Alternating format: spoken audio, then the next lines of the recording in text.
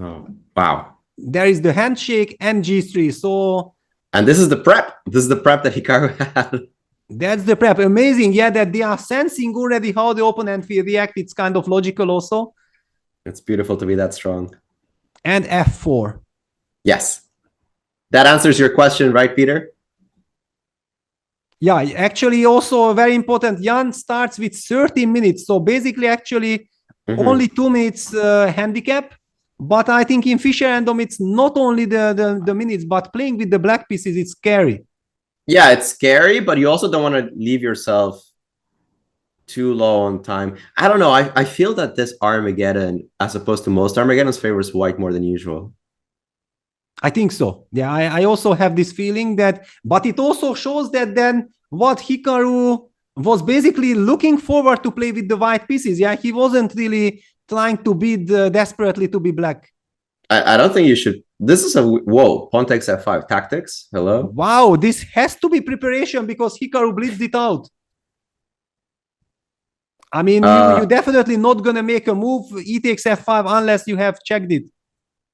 And how's this go? E takes f5, bishop a1, bishop a8 is not an issue. Wow, computer loves it, and okay, basically that's the impact of Wesley. There you go. And Bishop then queen takes h1. Do you play queen takes a5 and just say this is a nice endgame? Could easily be, yeah, and then target the f5 pawn. Target the f5 pawn, yeah. I understand opposite color bishops, but we're so far from an actual opposite color bishop endgame. Yeah, he's taking his time. He's deciding. Queen takes e5 looks very tempting. Yes. Queen takes, bishop takes, and then g takes f5. Yeah. Has to be played, and then the knight jumps out to e3, but black has knight g6. Knight g6 and then f4 is probably what's stopping the bishop. Yeah, it's not that simple then. Yeah, I mean, why is the evaluation bar claiming such a clear advantage for white? I'm not so sure yet.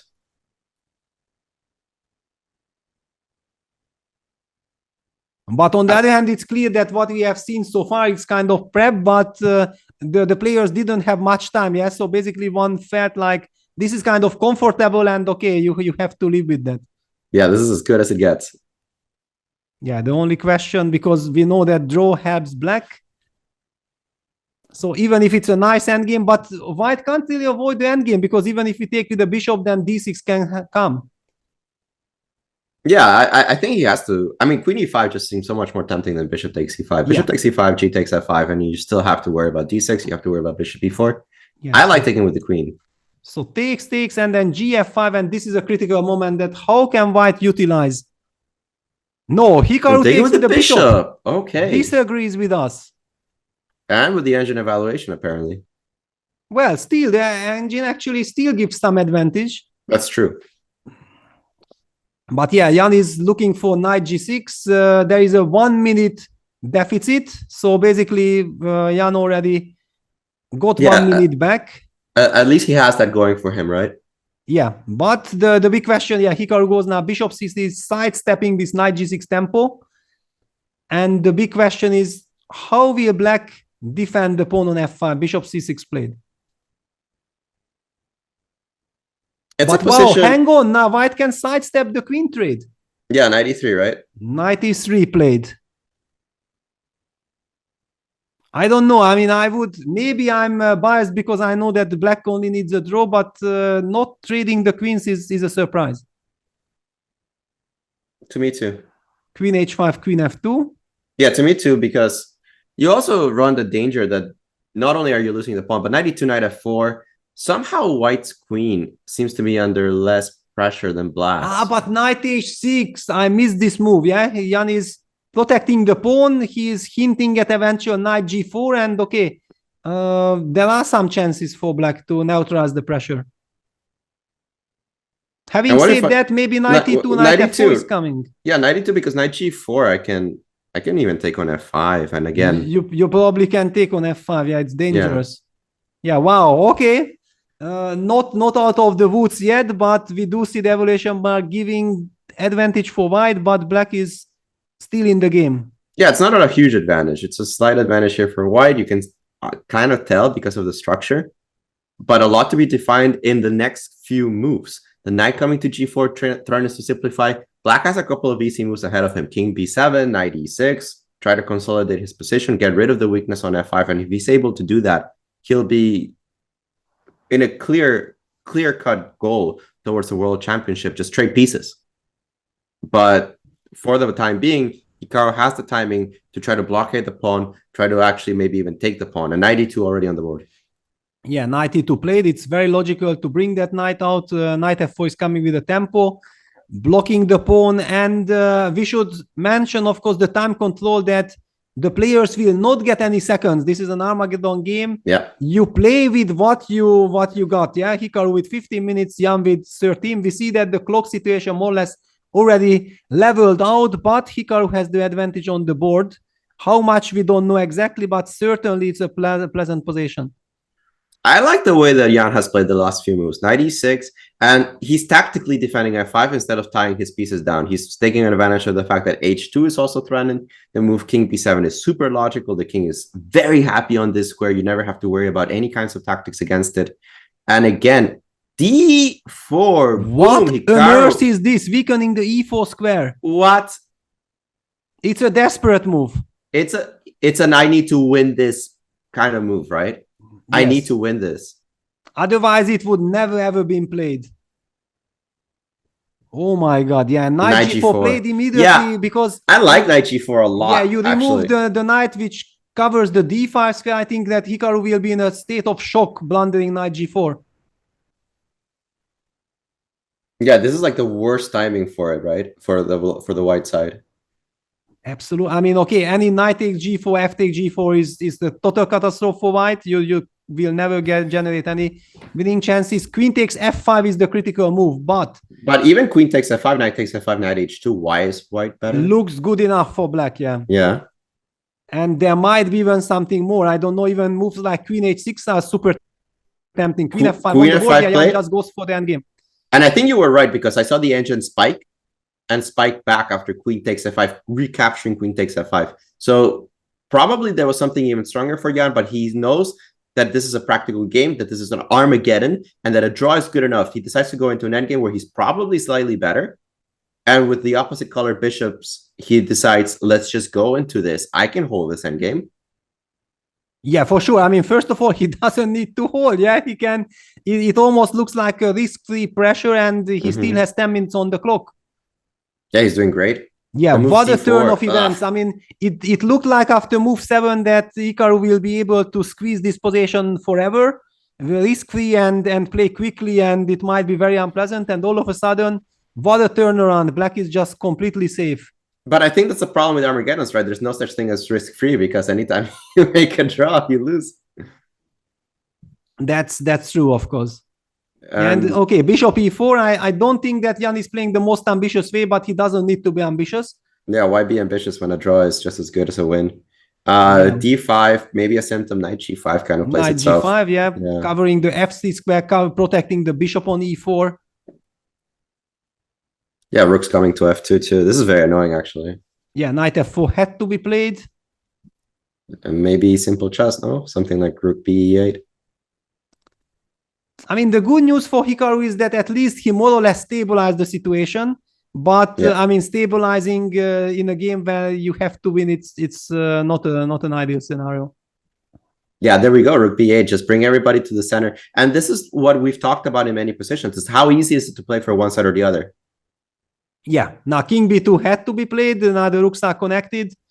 But the point, yeah, bishop f3 played. The situation is that in Fischer random, and that's why we were speculating that it's kind of tricky to be black because there are so many dangers. And all of a sudden, this is like a normal chess. It's just a lovely position for black.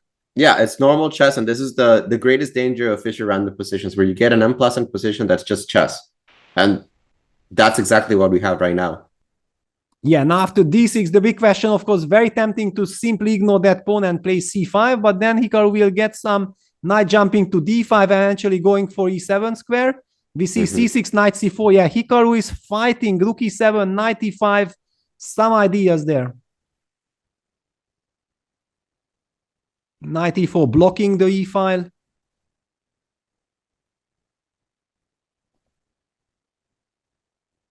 And then Jan is probably trying to bring that knight back. Yeah, so knight e5 been played. Keeps his chances. What kind of bizarre pieces are these? Yeah, it doesn't feel like a solid endgame. Yeah, somehow he's throwing the pawn on d7, which I didn't think was possible 3 moves ago. Knight e5, not so trivial to defend against this. Yeah, actually, I'm really not liking the way how Jan handled this. I mean, it looked like it was such a total control, and Hikaru managed to bring some life into this position. Yeah, maybe you just have to play king c8, say this pawn on d7 needs to be defended kind of passively, and pass the turn. But I mean, also we have some really awkward pieces with black. Yeah, knight on h2, bishop on f3, like the pieces are a little bit overloaded. Yeah, any kind of rookies, these are possible. And the other problem is that actually now the position forces Jan to spend time, and this is a very dangerous situation. He takes pawn c3 and the evaluation bar jumps. That was a concession for sure. Yeah, no, this is terrible. All the stabilizing opposite color bishop endgames are gone. And now you at least have the material imbalance that Hikaru can look forward to. Yeah, the very powerful knights. Yeah, rook e3 is played. I mean, wow. From a seemingly hopeless position to win, Hikaru got serious chances.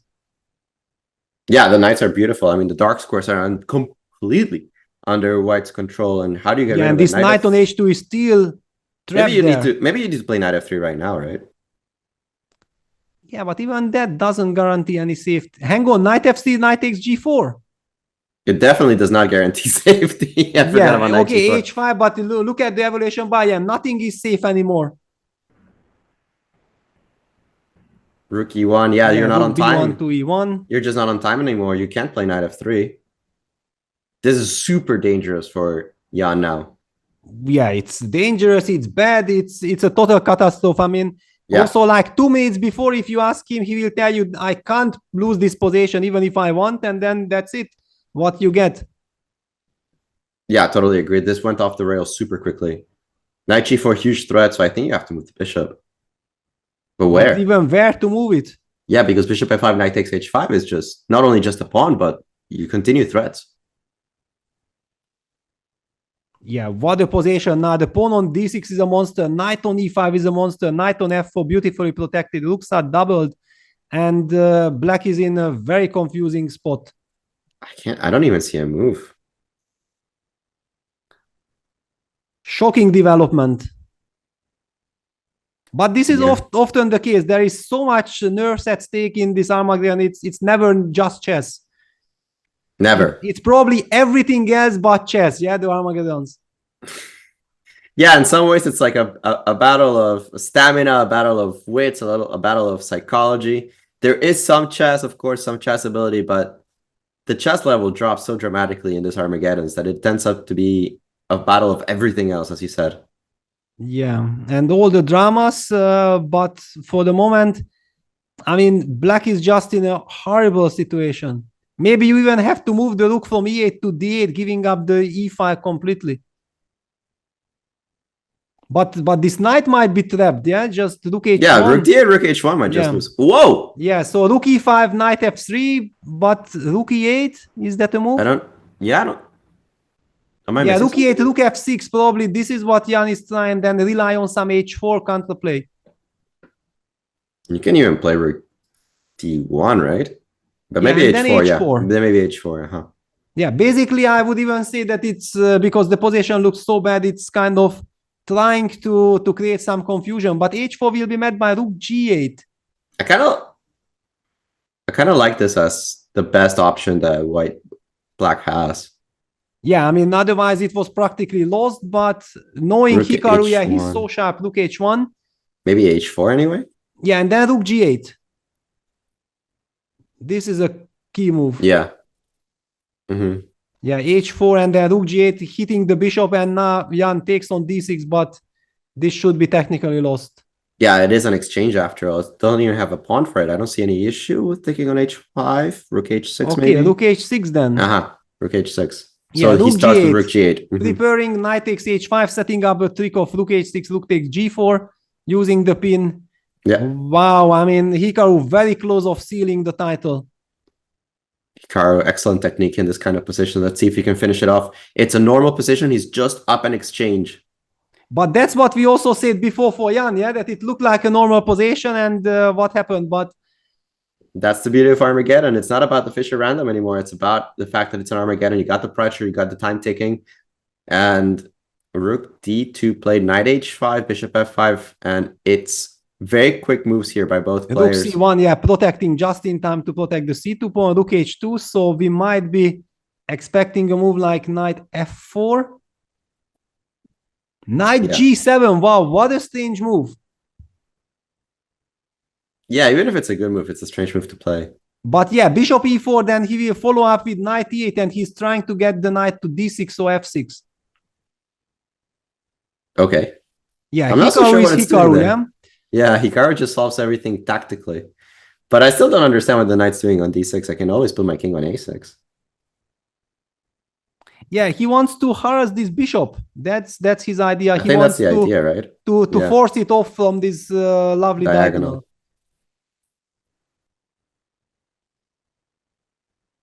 And if I play a move like Bishop G6 in this position. Bishop G6, yeah? Yeah. And then with Knight E8? Then Knight E5.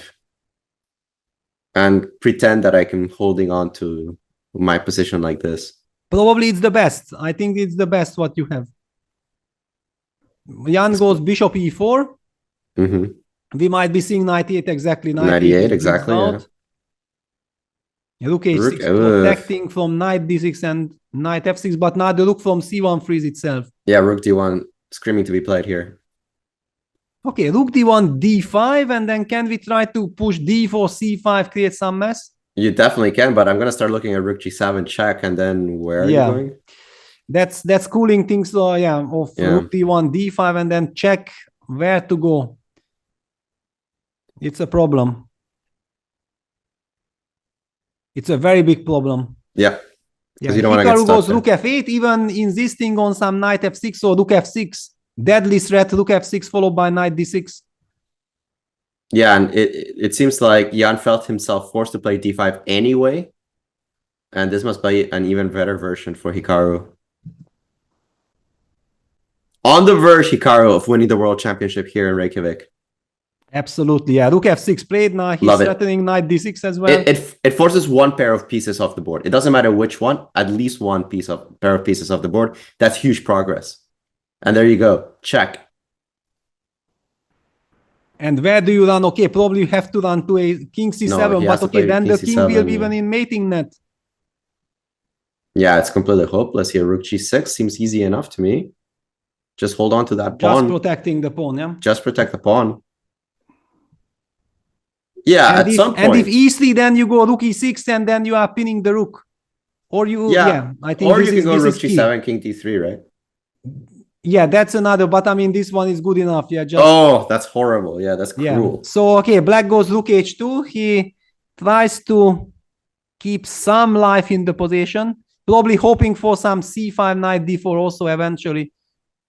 Yeah, but I like your Rook E6 idea here again with Rook G2, Rook takes E4, Rook takes G3, Rook E3. You can even here go Rook E6. Yeah, and he does. And he does. Yeah. Yeah. And the problem is that Rook E2 is met by Rook H1 activating the Rook. And then getting access to Black's King. Yeah. It's funny because Rook H1 kind of blunders upon, but you never want to take on C2. Yeah, I mean, I invite you to, yeah, I'm very happy to do so, yeah.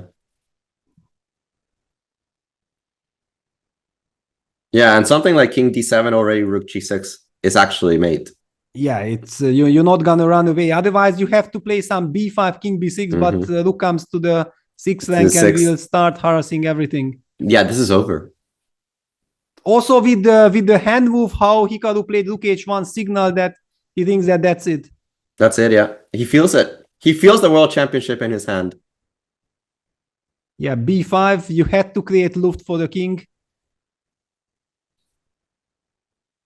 And Hikaru very comfortably with 5 minutes, 30 seconds. He even plays the move A3. What a boss move, A3. He could have done really anything else. He just wants to... I don't even know what the move does, to be honest. But he doesn't rush, and that's what I love about it. He doesn't rush. He makes his king safe. He takes the time, and he knows his position is winning. He doesn't have to rush it. He's trying to slowly build the mating net. B4 is coming, and he knows he's that's going to planning spell b4 doom. and then rook b7. So Jan is running out with his king. But where do you run? Yeah. Yeah. You can run, but you can't hide. Yeah, this is the situation. Yeah. All right, let's see where the finish is here. I mean, okay, there are so many finishes, I believe. There are so many, but let's try to find something clean. Okay. Rook Fair e5, enough. king d6, rook g5 maybe. But I feel like I'm just going ring around the rosy here. I'm not actually mating you. Yeah, one should not get carried away that suddenly actually black has a threat with rook e2. Yeah. So yes, because it would be also very tempting to try to play something like rook d7, lock the king, but yeah, it's on the board. Rook d7, and the knight had to move because rook h5 was a deadly threat. Yeah, rook h5, attacking the knight. Mm-hmm. So knight f3, but now b4 check. Yeah, and on king c6, I just think rook d6 or rook h5. And king c4, rook h5. Rook h5, that's rook it. h5, that's it. That's it. On the board. Rook c5 checkmate is a threat, and Jan resigns. Hikaru Nakamura wins the title, becomes Fischer Random World Champion.